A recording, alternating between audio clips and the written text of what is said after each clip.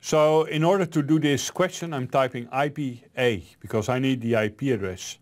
239, the last byte. That's the information I needed.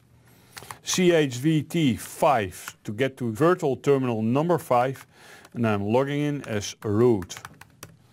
And there we go. CHVT1 just because I like it more to see a graphical terminal as well. Now we need to get in here using SSH as well. You know what? Let's do that from the Mac session where I'm still on the SUSE machine.